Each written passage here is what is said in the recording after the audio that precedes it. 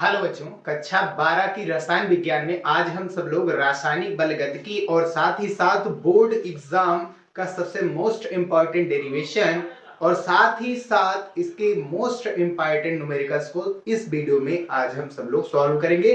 Topic का नाम है प्रथम कोटि की अभिक्रिया।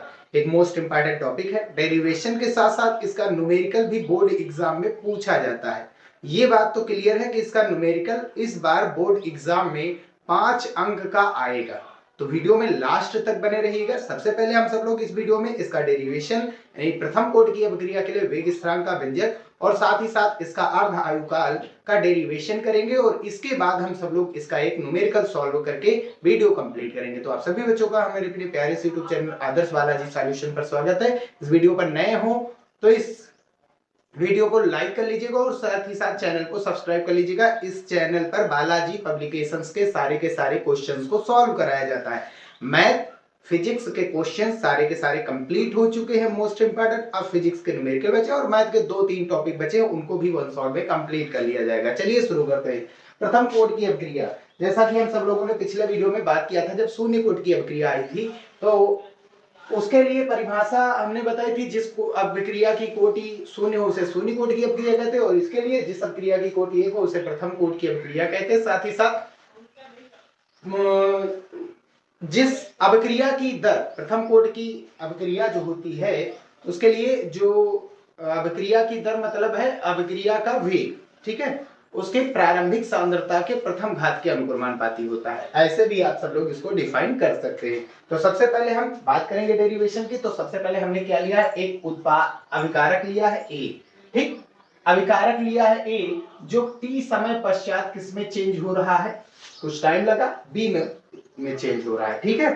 तो अभिकारक की जो मात्रा ली गई है टी बराबर 0 पर सांद्रता, अभिकारक की जो सांद्रता ली गई है यानी कि कितनी मात्रा ली गई है अभिकारक की, वो है ए मोल पर लीटर, इसका मात्रक होता है सांद्रता का। भाई जब टाइम 0 था हमने मतलब अभिकारक लिया ही, अभी हमने उसको चेंज नहीं करवाया है, कन्वर्टर नहीं किया उत्पाद में, तो क्या उत्पाद कुछ बनेगा? नहीं बनेगा, क्योंकि टाइम 0 है, अभी हमने केवल स्टार्ट ही किया है, ठीक। कुछ टाइम बीता, कितना टाइम बीता हमें पता नहीं, तो हमने मान लिया टी समय बाद, टी समय पश्चात या टी समय बाद जो सांद्रता होगी अभिकारक और उत्पाद की, तो हमने मान लिया अभिकारक उत्पाद कितना बन रहा है, अभिकारक से उत्पाद बन रहा है x मोल पर लीटर। तो भैया अभिकारक ही किस में बदलेगा, उत्पाद में बदलेगा। तो अभिकारक ही धीरे धीरे धीरे धीरे धीरे धीरे जैसे समय बीतेगा वो उत्पाद में बनता चेंज होता जाएगा, बनता जाएगा वहां पर। तो कितना बना है उत्पाद x, तो कम क्या होगा भाई, अभिकारक धीरे धीरे अभिकारक कम होगा और उत्पाद की मात्रा बढ़ेगी। पहले 0 था, अब x हुआ, अब उत्पाद घटता है, अभिकारक घटता और उत्पाद की सांद्रता बढ़ती है। तो कितना घटा, जितना उत्पाद बनेगा उतना ही अभिकारक घटेगा। तो कितना, a माइनस एक्स बचा। भाई टोटल a मोल पर लीटर था और उत्पाद बना कितना x, तो ये बचा कितना, a माइनस एक्स बचा। तो अब अभिक्रिया का जो वेग होता है, प्रथम कोटि की अभिक्रिया का जो वेग होता है, अभिक्रिया का वेग वो अनुक्रमानुपाती होता है अभिकारक हमारा क्या है a की सांद्रता के प्रथम घात, ठीक। कितने समय पश्चात, t समय बाद। तो t समय बाद अगर अभिक्रिया का वेग निकालें तो हमारा परिवर्तित क्या हो रहा है, धीरे धीरे भाई a कम हो रहा है लेकिन धीरे धीरे बढ़ क्या रहा है, समय के साथ बढ़ रहा है उत्पाद की मात्रा। कितनी बढ़ रही है, समय के साथ x बढ़ रही है, ठीक है। अनुक्रमानुपाती का चिन्ह हटाएंगे, एक कांस्टेंट k जुड़ेगा जिससे हम अभिक्रिया का वेग स्थिरांक कहते हैं, ठीक है। तो ये प्रथम कोटि की अभिक्रिया के लिए वेग स्थिरांक है। और t समय पश्चात अभिकारक की मात्रा कितनी थी, a माइनस एक्स, कितनी पावर है भाई, यहाँ पर किसकी सांद्रता लेनी, अभिकारक की सांद्रता, और यहाँ पर किसका वेग लेना, अभिक्रिया का वेग। अभिक्रिया का वेग किस पर डिपेंड होता है, उत्पाद की मात्रा पर। उत्पाद की सांद्रता कितनी, x समय पर, t समय पश्चात x, तो d dt ऑफ x हो गया, ठीक। t समय पश्चात उत्पाद की मात्रा हो गई, या अभिक्रिया का जो वेग होता है वो उत्पाद पर चलता है, ठीक है। और अभिकारक क्या है हमारा a, t समय पर कितना है अभिकारक x, a minus x whole power 1 लिखो चाहे ना लिखो। अब हम करेंगे क्या, x को एक तरफ बाकी सबको एक तरफ, जहां k क्या है, प्रथम कोटि की अभिक्रिया का वेग स्थिरांक है और हमको इसी की वैल्यू निकालनी है भैया, यही हमको डेरिवेशन में फाइंड करना है, ठीक। तो हम करेंगे क्या, x को एक तरफ बाकी सबको एक तरफ, तो यहाँ पर क्या हो गया dx upon a minus x और इधर कितना हो गया k dt। अब क्या कर देंगे, दोनों पक्षों का समाकलन करने, दोनों पक्षों का समाकलन करने पर, समाकलन करने पर, तो भैया देखिए समाकलन करेंगे तो 1 अपॉन a माइनस एक्स का समाकलन हो जाएगा लॉग, वैसे ये नेचुरल लॉग हमारा होता है, अवकलन में दो होते हैं, एक लॉग होता है नेचुरल जो कि सफिक्स में यानी बेस जिसका ई होता है, और एक होता है जनरल लॉग जो 10 होता है बेस में, ठीक। वैसे इसको लॉग ई को हम सब लोग जनरल लॉग में भी लिख सकते हैं। लॉग जो हमारा बेस में ई होता है उसे हम नेचुरल लॉग में लिख सकते हैं, नेचुरल लॉग, लॉग इन लिख सकते हैं, नेचुरल लॉग इसी को कहते हैं, ठीक है। तो ऐसे भी लिख सकते हैं, वैसे भी लिख सकते हैं, अगर आप ये भी लिखिए तब भी ठीक है। लॉग लिख रहे हैं तो सफिक्स में ई आपको लगा देना है, मतलब बेस में ई आपको लगा देना है, ठीक। तो 1 अपॉन a माइनस एक्स, भाई d किसका है, x का, और a क्या है, कांस्टेंट हमने जो ले लिया था, जो हमें दी जाती है मात्रा वो हमेशा नियत होती है, दी क्या दी थी, अभिकारक की मात्रा कितनी a, वो नियत हो गई। अब बचा कितना x, वो भी किसका है, माइनस का, तो बटे का x log x होता है, बटे का x log x होता है, तो बटे में x की जगह पर है कौन, a माइनस एक्स, और भैया x का चिन्ह कैसा है, माइनस, तो यहाँ माइनस से गुणा हो जाएगा, ठीक है। और बराबर में k dt का समाकलन कितना होता है, t होता है, और प्लस का c समाकलन नियतांक, ठीक। अच्छा, बहुत से बुक में क्या लिखा जाता है, माइनस का नेचुरल लॉग ऐसे लिख दिया जाता है आसान समझने के लिए। बाकी ये चीज याद रखो कि 1 upon a minus dx upon a minus x का जो समाकलन होगा वो log natural log a minus x होगा या लॉग a माइनस एक्स होगा। अब हम क्या करेंगे, जब हमारा t क्या था, 0, t बराबर 0 पर x का मान कितना था हमारे पास, x भी क्या था, जीरो था, उस पास कुछ बने नहीं, तो यहाँ पर डाल देंगे ये वैल्यू, तो माइनस का लॉग a बचेगा, नेचुरल लॉग a, और बराबर में k, t की वैल्यू क्या है 0 और प्लस का c की वैल्यू यहाँ से निकालेंगे तो कितनी आ जाएगी, ये तो 0 हो गया, ये c की वैल्यू आ गई माइनस का नेचुरल लॉग a। ये मान उठा करके इस वाले इक्वेशन 1 में रख देंगे, तो ये रख देंगे तो ये आएगा कितना, natural log a minus x बराबर kt, और प्लस c की वैल्यू क्या है, प्लस माइनस का गुणा माइनस नेचुरल लॉग a। अब ये माइनस इधर गया प्लस, लॉग को एक तरफ बाकी सबको एक तरफ, natural log a minus natural log a minus x बराबर kt। अगर हम यहाँ से ध्यान से देखें तो ये फार्मूला बन गया log m minus log n, ये फार्मूला होता है। अगर आपका लिखा है log m minus log n लिखा है तो ये होता है लॉग m बटा n, ठीक। ये माइनस का साइन बटे में चला जाता है, प्लस होता तो गुणा में हो जाता है, ठीक। तो m प्लस वाला ऊपर और माइनस वाला नीचे, आर्गुमेंट प्लस वाला ऊपर और माइनस वाले का नीचे, तो natural log a upon a minus x बराबर kt। अब ध्यान से समझिए, अगर आपको नेचुरल लॉग को चेंज करना है, नेचुरल लॉग को, वैसे यहाँ पर सफिक्स में m यहाँ पर जोड़ देते हैं, a जोड़ देते हैं, a लिख देते हैं या b लिख देते हैं, चलिए ज्यादा सही। अगर हमको नेचुरल लॉग को बेस 10 में चेंज करना है, लॉग बेस 10 में चेंज करना है, तो इसके लिए हम क्या करते हैं, 2.303 से गुणा कराते हैं, ये चीज याद रखिए। नेचुरल लॉग को और जनरल लॉग में चेंज करने के लिए 2.303 से गुणा कराएंगे। तो नेचुरल लॉग को अगर जनरल लॉग लिखेंगे यानी बेस 10 वाला लिखेंगे, अगर यहाँ पर बेस 10 लगा दें तो भैया गुणा कराना पड़ेगा हमको कितने से, 2.303 से, और बराबर में कितना हो गया kt, t को बटे में भेज दो तो k की वैल्यू बन जाएगी हमारे पास, t बटे में चला जाएगा 2.303 और बटा में t log a minus x upon, अच्छा a है ऊपर, a upon a minus x, ये हो गया। इसका मात्रक लिखना है तो ये मोल पर लीटर, इसका भी मोल पर लीटर, a माइनस एक्स का मात्रक भी मोल पर लीटर, a का भी मोल पर लीटर, ये खत्म, इसका कोई मात्रक नहीं तो इसका मात्रक होगा सेकंड इनवर्स, ठीक। तो प्रथम कोटि की अपक्रिया के लिए जो वेग स्थिरांक का मात्रक होता है वो सेकंड इनवर्स होता है, और शून्य कोटि की अपक्रिया के लिए वेग स्थिरांक का मात्रक mole litre inverse second inverse होता है। एक नंबर का ये क्वेश्चन पूछा जाता है। तो अब ये हो गया हमारा प्रथम कोटि की अभिक्रिया के लिए वेग स्थिरांक का व्यंजक। अब हम सब लोग यहाँ पर देखने वाले हैं अर्ध आयुकाल और फिर इसके बाद इसका न्यूमेरिकल स्क्रीनशॉट लीजिए। चलिए हम वो चीज देखते हैं। तो अर्ध आयुकाल यानी प्रथम कोटि की अभिक्रिया का अर्ध आयुकाल, ये भी एक क्वेश्चन पूछा जाता है। तरीका क्या होगा, जब डेरिवेशन हम कर लेंगे तब बताएंगे। तो होता क्या है कि वह समय, वैसे इसकी कई तरीके से डिफाइन कर सकते हैं, इसकी परिभाषा कई तरीकों से हम लिख सकते हैं। वह समय जिसमें कोई उत्पाद, किसी अभिक्रिया का जो उत्पाद है, अभिकारक की प्रारंभिक मात्रा या सांद्रता का आधा रह जाता है यानी बच जाता है, अभिक्रिया का अर्ध आयुकाल कहलाता है।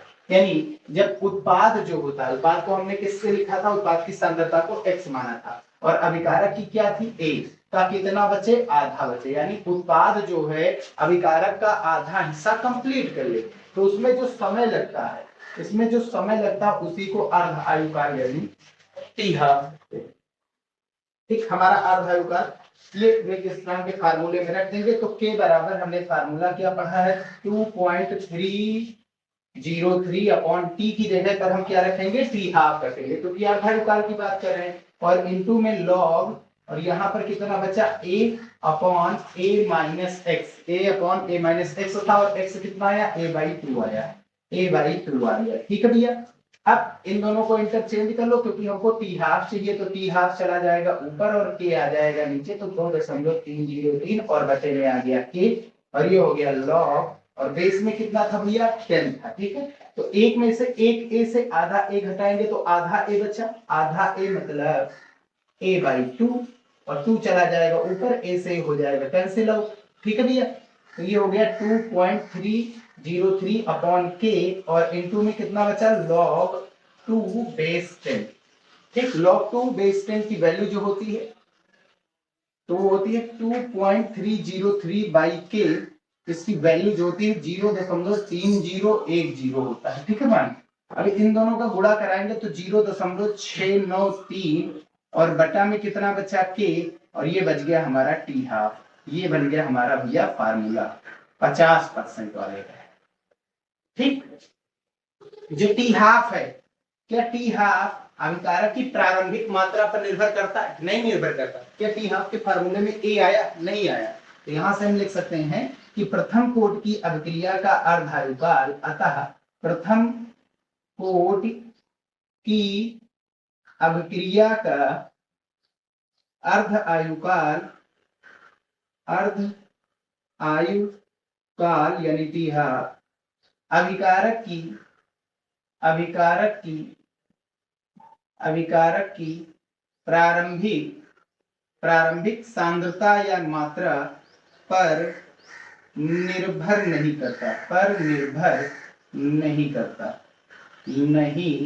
करता है।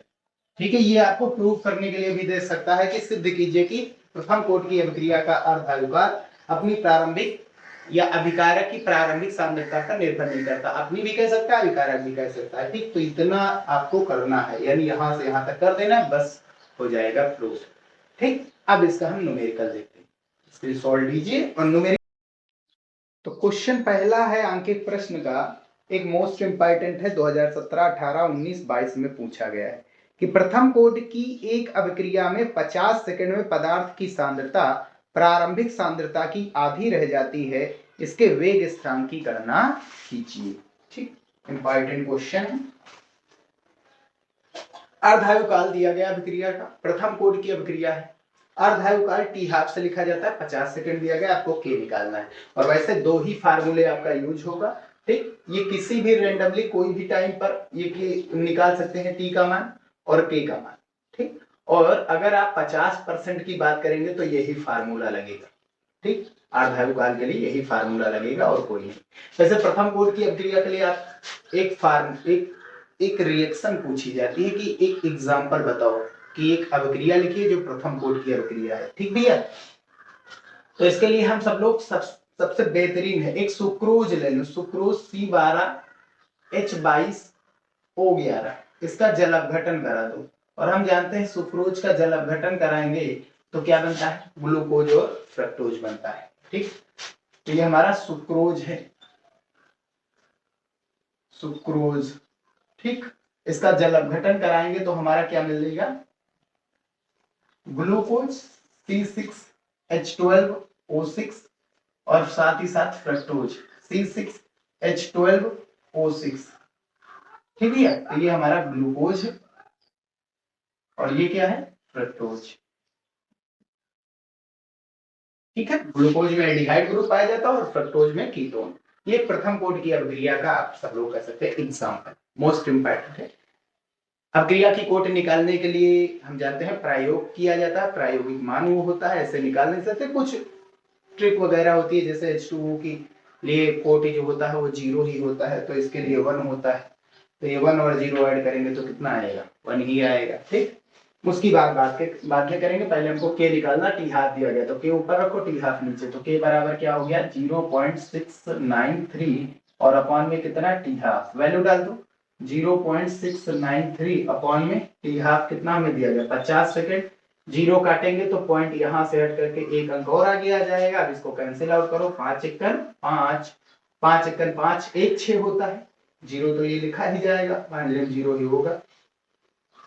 अब यहाँ क्या उतारना पड़ेगा, एक उतारना पड़ेगा, तो ये कितना हो जाएगा भैया, वैसे इसको उतारो चाहे नहीं, ऐसे डिवाइड कराओ, यहाँ 19 हो गया, 5 3 15, 4 बचा, 5 40, 3 बचा, 5 छक्का 30, कितने अंक आगे दशमलव था, 1 2 3 4, 1 2 3 4, यहाँ पर लग जाएगा, के की वैल्यू आपकी आ जाएगी 0.1386 सेकेंड इनवर्स, इसका मात्रक होता है। प्रथम कोट की अभिक्रिया के लिए वेग स्थान का जो मात्रक होता है वो सेकेंड इनवर्स होता है, शून्य कोट की अभिक्रिया होती है तो mole litre inverse second inverse, बहुत पूछा जाता है इसलिए हम बता रहे हैं।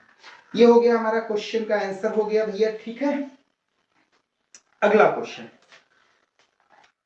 इंपॉर्टेंट क्वेश्चन ले रहे हैं, बहुत बेहतरीन क्वेश्चन। सिद्ध कीजिए कि प्रथम कोट की अभिक्रिया को 3/4 पूर्ण करने में, 3/4 भाग पूर्ण करने में किसका भाग है, ये अभिकारक का। ठीक है, लगा समय अर्ध क्रिया को पूर्ण करने में लगे समय का 2 गुना है। तो एक आपके पास प्रथम कोट की अभिक्रिया है, ठीक, तो उसको ये चीज याद रखिए आप सब लोग हमेशा कि जो 3/4 भाग दिया गया है, 3/4 भाग पूर्ण करने में जो समय लगा कितना, 3/4 भाग किसका, अभिकारक का, किसकी मात्रा है ये, उत्पाद की। ये जो 3/4 आपका है, ये हमेशा जो मात्रा दी जाएगी वो हमेशा x की ही वैल्यू दी जाएगी। किसके रूप में x की वैल्यू हर बार आएगी, a के रूप में आएगी। इसमें जो समय लगेगा, उस समय को हमने क्या नाम दिया, t। ठीक, ये जो समय है बता रहा है अर्ध क्रिया को पूर्ण करने में लगे समय का 2 गुना है। ये जो इसमें जो एक 3/4 भाग कंप्लीट होने में जो समय लगता है वो अर्ध आयु काल का कितने टाइम्स है, 2 टाइम्स है। अर्ध आयु काल को टी हाफ से लिखते हैं। ठीक, ये हमें प्रूफ करना है, 2 गुना होता है। ठीक, चलिए प्रूफ कर देते हैं। वैसे आप चाहें तो 2 तरीके हैं इसको लगाने का, एक प्रतिशत के रूप में है और दूसरा ऐसे ही आप लगा सकते हैं, ये वैल्यू x की उठा करके यहाँ पर डाल, तो इतना करने से अच्छा है प्रतिशत में लगाओ। प्रतिशत में लगाने पर, प्रतिशत में लगाएंगे तो a की वैल्यू हर बार 100% ही लेंगे, अभिकारक तो 100% ही होगा अपना ना, उत्पाद ही तो बढ़े घटेगा। x कितने परसेंट आएगा, 3/4 गुणा a का मान कितने परसेंट हमेशा रखना है, 100%। कैंसिल आउट करेंगे तो 25, 25 × 75, 75% x।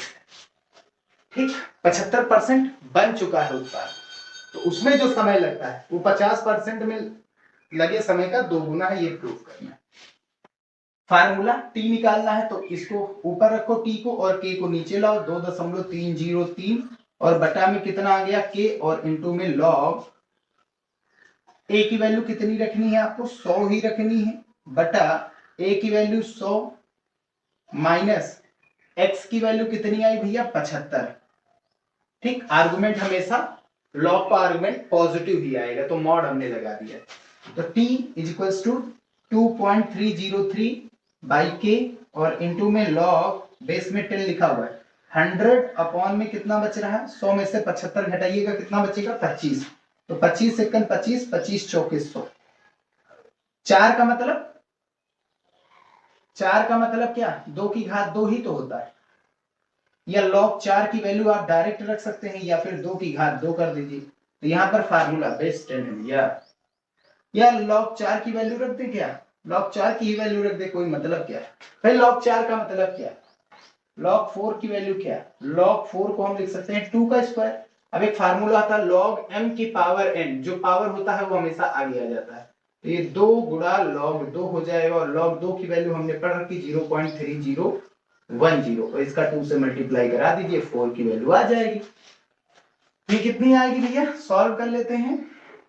2.303 और बटा में के और गुणा में log 4 की वैल्यू कितनी होती है?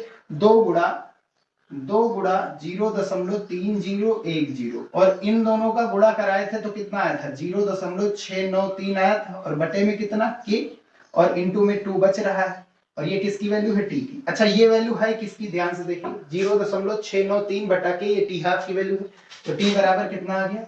2 इंटू टी हाफ। यही हमको प्रूव करना है, हेंस प्रूव। और क्वेश्चन देखते हैं, सब समझ में आएगा धीरे धीरे, इसका स्क्रीनशॉट लीजिए। अगला क्वेश्चन आपके पास है 2017, 24 और 25 में पूछा गया है, ये अलग टाइप का क्वेश्चन है, तो इसको देखिए। कह रहा है एक प्रथम कोटि की अपक्रिया का आधा भाग यानी 50% 10 मिनट में पूर्ण होता है, तो इस अपक्रिया का 80% भाग कितने समय में पूर्ण होगा? तो ये चीज हमको बताना है। तो अपक्रिया, प्रथम कोटि की अपक्रिया के लिए टाइम आपको बताना है। तो प्रथम कोटि की अपक्रिया का हमने एग्जाम्पल भी दिया था, और उसका 50% भाग बता रहा है कि 10 मिनट में पूर्ण होता है, और वो 80% भाग कितने टाइम में पूर्ण होगा ये बताना है। तो टी हाफ हमें दिया गया है, टी 80% निकालना है। 80% का मतलब क्या हुआ भैया? आपका ए हमेशा कितना होगा? 100% फिक्स है। ए आपका 100% हुआ, ए आपका 100% हुआ, तो कितने परसेंट की ये बात कर रहा है? 80%। एक्स का मान है ये आपका, और ये जो दिया गया है इसके लिए तो आप टेंशन फ्री रहिए, इसके लिए तो डायरेक्ट हमने फार्मूला लिख पढ़ा है। टी 50% के लिए, टी हाफ के लिए हमें डायरेक्ट फार्मूला याद है, लेकिन अन्य परसेंट के लिए हमें नहीं पता। 50% के लिए हमें पता है टाइम कितना होता है, लेकिन अन्य के लिए ये फार्मूला लगाना पड़ेगा। तो इसके लिए लगाने के लिए हमको ए और एक्स चाहिए भाई, ए और एक्स चाहिए। इसके लिए तो कुछ नहीं चाहिए, तो डायरेक्ट आ जाएगा। इसके लिए ए और एक्स चाहिए, तो ए और एक्स कैसे निकालेंगे? जो हमारा 50% दिया गया टी हाफ, उसके लिए फार्मूला क्या लगेगा? 0.693 और बटा में के, और ये कितना दिया गया भैया? 10 मिनट। हम यहां से के का मान निकालेंगे, इन दोनों को इंटरचेंज कर लो, तो के की वैल्यू कितनी आ जाएगी? के ऊपर 10 नीचे, 0.693 के बटे में 10। क्लियर बात? ये इक्वेशन नंबर 1 नाम दे दो। के का मान हमको पता चल गया, अब इसी के का मान यहां डाल देंगे, आंसर आ जाएगा। अब इसके लिए फार्मूला क्या लगाएंगे? सेकेंड केस, ये केस फर्स्ट नाम दे सकते हैं, और यहां केस सेकेंड नाम दे सकते हैं। 2.303 बटा में कितना? टी, टी कितने परसेंट का चाहिए भैया? 80% का। टी 80% को हमने डायरेक्ट क्या नाम दे दिया? टी नाम दे दिया, टी ही रखेंगे, और इनटू में लॉग बेस में 10 ही रखना है, ठीक है। ए का मान 100% ही रखना है। कितने परसेंट की ये बात? ए का मान 100, कितने परसेंट का निकालना? 80% का, तो एक्स का मान 80 हो गया, ठीक है। अब सॉल्व कर लीजिए, ये कितना आ जाएगा? 2.303 और बटा में कितना? टी, और इंटू में लॉग ऊपर कितना? 100, और नीचे कितना? 100 में से 80 घटाओ, कितना बचा? 20, 20 25 100, लॉग कितने? 5 की वैल्यू, और लॉग 5 की वैल्यू आपको याद रखनी पड़ेगी। वैसे अभी हम लिखा दे रहे हैं हर एक की वैल्यू, आप लोग याद रख लीजिएगा। के की वैल्यू ऑलरेडी हमने पढ़ रखी, समीकरण 1 से कितना, वो यहां पर रख दो, 0.693 और बटा में कितना? 10। ऑलरेडी हमने समीकरण 1 से ये मान के का रख दिया, समीकरण 1 से के का मान रखने पर ये तुलना करा लो, एलएचएस इक्वल है तो आरएचएस भी इक्वल हो जाएगा, इसका आरएचएस इसका आरएचएस इक्वल कर दिया, लॉग कितना बचा? 5। ठीक। अब एक चीज याद रखिए, log 1 की जो वैल्यू होती है, बेस कुछ भी हो, कुछ भी हो, इसके लिए वैल्यू 0 होगी। log 2 की जो वैल्यू होती है, बेस लेकिन 2, 0.3010। log 3 की वैल्यू जो होती है, बेस में 10, 0.4771 होता है, और log 4 की वैल्यू 2 का 2 गुना कर दो, तो 2 0 0, 2 1 2, 2 0 0, 2 3 6, इतना हो गया। और log 5 की जो वैल्यू होती है, और 0.6989 इतना होता है, ठीक है। तो देखिए ये 2 3 पर था, ये 4 पर था, 4 6 पर है, तो अगला भी 6 पर होगा। ठीक, ये वैल्यू यहाँ पर डाल दो। वैसे इसको और सॉल्व करेंगे तो 6, इसको क्या लिख सकते हैं, 0.693 को ये लिख सकते हैं 0.3010 और गुणा 2.303 की ये वैल्यू होती है, ठीक है। और बटा में कितना है 10। भाई इन्हीं दोनों का गुणा कराया गया था तभी तो इतना आया था, और बराबर में कितना 2.303 और बटा में टी हमको निकालना, ये टी 80% वाले का। और log 5 की वैल्यू कितनी आ गई 0.6989। अब ये वाला इससे कैंसिल आउट हो गया, ठीक है। अब इसको ऊपर भेजो और इसको यहां पर भेज दो पहले। तो 0.6989 गुणा 10 और बटे में ये नीचे आ जाएगा 0.3010, ये नीचे और टी को ऊपर भेज दो। ये टी कितने परसेंट वाले का है 80% वाले का। दशमलव बाद 4 अंक, दशमलव बाद 4 अंक खत्म, एक जीरो से एक जीरो खत्म। अब कितना आया 69, 9 9 18, 18 और 6 24, 24 और 8 32, 3 से तो कटेगा नहीं, 301 कैंसिल आउट करिए भैया। कितनी बार जाएगा 2 बार ये चला जाएगा, 2 1 2, 2 0 0, 2 3 6, 2 बार ये 6। यहां से घटाएंगे 6, यहां से बचा 9 और यहां से घटाया तो 0, काम खत्म। ये 9 उतार दो, कितनी बार जाएगा 3 बार जाएगा, 3 1 3, 3 0 0, 3 3 9, घटा दो कितना बचा 66 बचा। पॉइंट लगाओ, 0 बढ़ाओ, कितनी बार जाएगा 2 बार जाएगा 602, घटा दीजिए कितना बचा 68, पॉइंट लगा है 0 बढ़ा दो, कितनी बार जाएगा 2 बार। तो आंसर आपका मिल गया 23.22 मिनट। तो भैया 50% भाग पूर्ण होने में कितना टाइम लगा था 10 मिनट, 80% भाग पूर्ण होने में कितना टाइम लगेगा 23.22 मिनट, यानी धीरे धीरे टाइम बढ़ेगा। क्लियर है बात, ये इसका हो गया आंसर। एक क्वेश्चन और कर लेंगे बस कंप्लीट, एक क्वेश्चन बस लास्ट, इंपॉर्टेंट ही होगा। क्वेश्चन है, क्वेश्चन नंबर, अब ये इसका तो 4 नंबर है और ये बहुत इंपॉर्टेंट क्वेश्चन है, 2019 22 25 में पूछा गया, सेकंड क्वेश्चन जैसा है।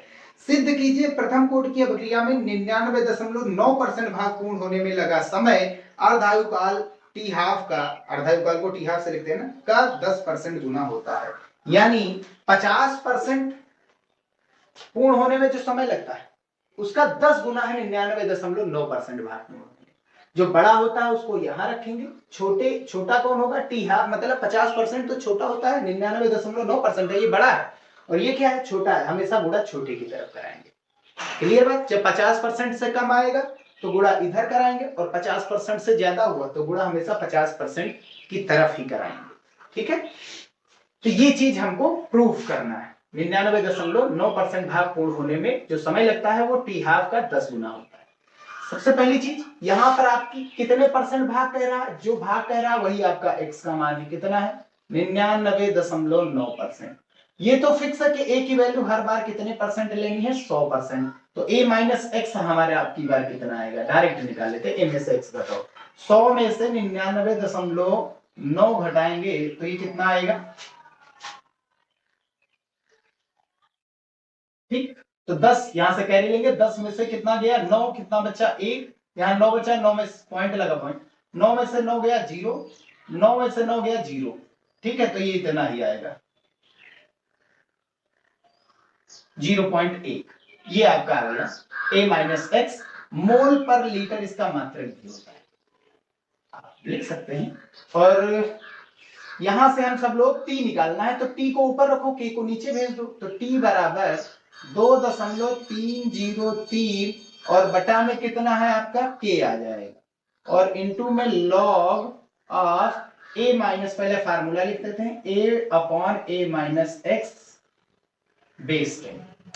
अब वैल्यू डाल दीजिएगा आप लोग, बस काम। तो ये कितना आ जाएगा 2.303 बटा के, भाई के ऊपर था इसको हमने नीचे लाया, टी को ऊपर भेज दिया। कितने परसेंट की बात कर रहा है 99.9% की बात कर रहा है, तो यहां लिख दो log a की वैल्यू आपको 100 ही रखनी है, ठीक है 100 रख दिया, अपॉन a माइनस एक्स आपका कितना आया 0.1 आया, पॉइंट हटाइए 0 बन, ठीक है भैया। ये कितना है 1000, 1000 का मतलब 2.303 बटा में कितना है के है, और 1000 का मतलब कितना 10 की घात 3, और सफिक्स में कितना 10। ठीक,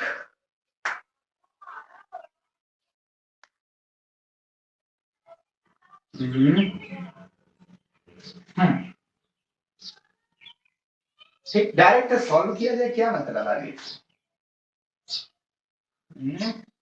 डायरेक्ट तो सॉल्व नहीं हो पाएगा, टी 50% वाला लगाना पड़ेगा। टी 50% मतलब टी हाफ बराबर कितना होता है 0.693 और बटा में के, इसको ऊपर भेज दो, इसको नीचे लाओ, के की वैल्यू यहाँ से 0.693 बटा में टी हाफ, ठीक है, ये टी हाफ भी लाना, इसकी वैल्यू भी लाना। तो ये 3 कहा जाएगा log m की पावर n, ये फार्मूला का log m की पावर n है तो n आगे आ जाएगा, तो ये होता है n log m, ठीक, 3 आगे आ जाएगा, 3 गुणा में ले आओगे, 3 गुणा 2.303 बटा में के की वैल्यू यहां से उठाइए 0.693 और बटा में कितना टी हाफ, और गुणा में कितना बचा log 10⁻10, और ये दोनों जब सेम हो जाए, आर्गुमेंट और बेस सेम हो गया तो इसकी वैल्यू 1 होगी, आर्गुमेंट और बेस सेम हो गया, कोई भी ए मतलब कोई भी कांस्टेंट नंबर, तो उसकी वैल्यू 1 होगी। ये टी 99.9%, ठीक, ये टी हाफ चला जाएगा ऊपर और इसकी वैल्यू हो गई 1, तो ये कितना हो गया 3 इंटू टी हाफ, और इंटू में कितना 2.303 और बटे में 0.693 को हम क्या लिख सकते हैं 2.303 गुणा 0.3010 का ये मल्टीपल था, ये वाला इससे कैंसिल आउट। अब ध्यान से समझिए, एक जीरो लगाइए चाहे ना लगाइए, कोई दिक्कत तो है नहीं, दशमलव के बाद 3 अंक है, यहाँ कितने जीरो 3 जीरो, ये 300 है, 301 है और ये 3000 है, लगभग लगभग कितनी बार जाएगा 301 का 300, एक जीरो बच रहा है, लगभग लगभग, तो टी 99.9%, ये लगभग लगभग 10 टी हाफ के बराबर आ गया। ये क्वेश्चन बहुत ही इंपॉर्टेंट है, इसीलिए हमने करवा दिया। अब इससे ज्यादा कोई क्वेश्चन नहीं आएगा, तो हमारा जो जितने भी टाइप का है, आपका परसेंटेज में हो, बटे में हो, हर एक टाइप का आपका क्वेश्चन प्रथम कोटि की अवक्रिया का करा दिया गया, इससे बाहर कुछ आएगा नहीं। बस आपको पूछा जा सकता है ये किस अवक्रिया की कोटि बताइए, तो उस बेस पर आपका क्वेश्चन आ सकता है, बाकी इतने से बाहर क्वेश्चन जो लॉन्ग क्वेश्चन है वो इससे बाहर नहीं आएगा। ये 5-5 अंक वाले क्वेश्चन हमने करवा दिए।